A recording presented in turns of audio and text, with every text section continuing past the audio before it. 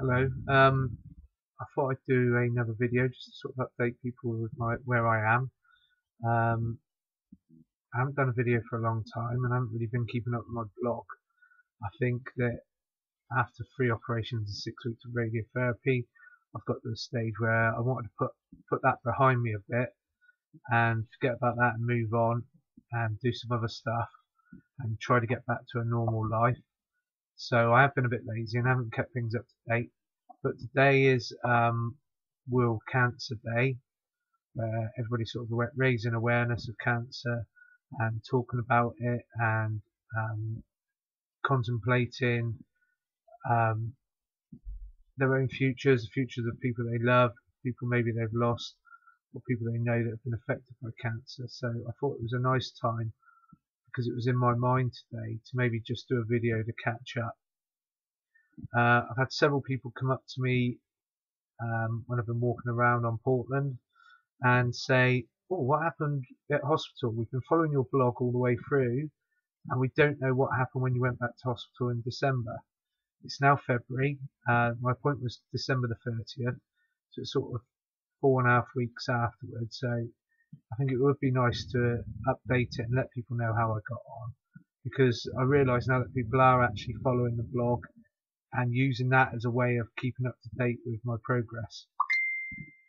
So the first thing I'm going to do is just talk about my hospital appointment.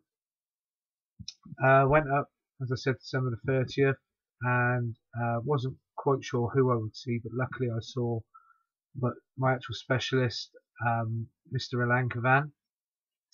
I'd read a lot of information before I went up there about what happens after radiotherapy and what are the next steps, and it was suggested that at first I should see the doctor every 6 weeks. But when I went and saw Mr. Alankavan, he was really quite pleased with my progress. Really pleased. He felt quite certain that they got everything they needed to on the side of my face.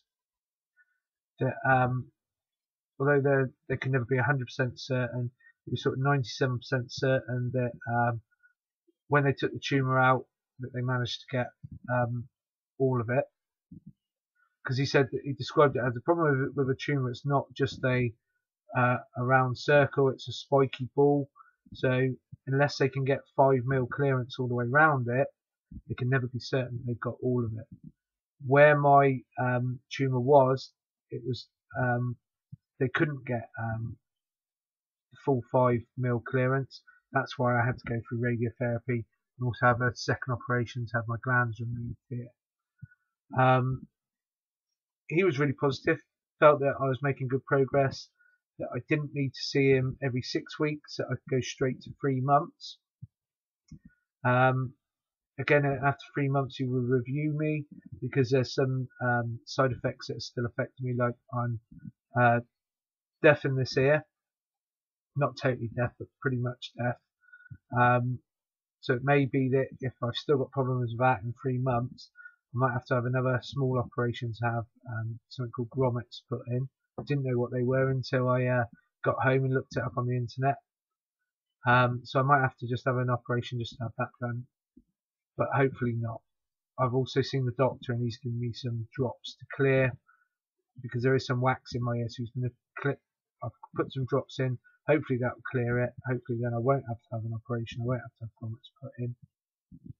And all I'll have to do is just go and see my specialist every 3 months.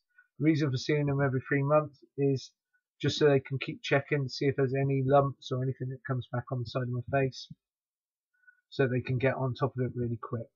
Because they couldn't get that clearance, there is always a chance that there's something there, but it will not hopefully, but it will show signs of it being there quite early on, and he will be able to jump on it and clear it straight away.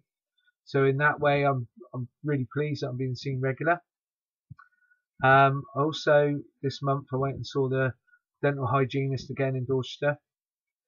Because I've had so much radiation treatment on the side of my face, there are some long-term side effects that come with it, which can affect my jaw, brittleness in my jaw, can affect my teeth, it can affect the inside of my mouth. So I have to see the dental hygienist every 3 months. Again, he's pleased with what I'm doing, pleased with my oral hygiene, the way I'm going about it. He says I'm doing everything possible to keep it at bay, but it's inevitable that eventually down the line I will have future problems. Both the Langervan and the dental hygienist have said that 15, 20 years down the line I will probably suffer with some other side effects. Could be secondary cancer. Actually, I don't know if it's called secondary cancer, but it could be another form of cancer that comes along. That's is a bit shocking because I'm 43 now, and they're saying to me that in 15, 20 years time the chances are I'm going to suffer with something else. But in Langervan, my specialist said to me, "You're 43, I want to see you live another 43 years, so we'll be monitoring you for the rest of your life." Because I laughed at first, I go, "Yeah, all right, you've been monitoring me for 43 years." And he said, "Yes, we are. We feel it's necessary because you've had so much radiation at a young age to monitor you for the rest of your life." So it's one of those things. My friend described it. He said it's like a joke that people tell, where a man's wife comes home and says, I've been cheating on you, but there is some good news because out of all of your friends, you've got the largest manhood." And it's one of those jokes that's sort of saying there wasn't really any good news. So even the good news is tinged with a bit of a dark side around the edge. And that's how I feel when I tell people about my news. You know, I'm lucky they've caught it early. They hope they've got it. They're 97% sure they've got it. So I feel lucky.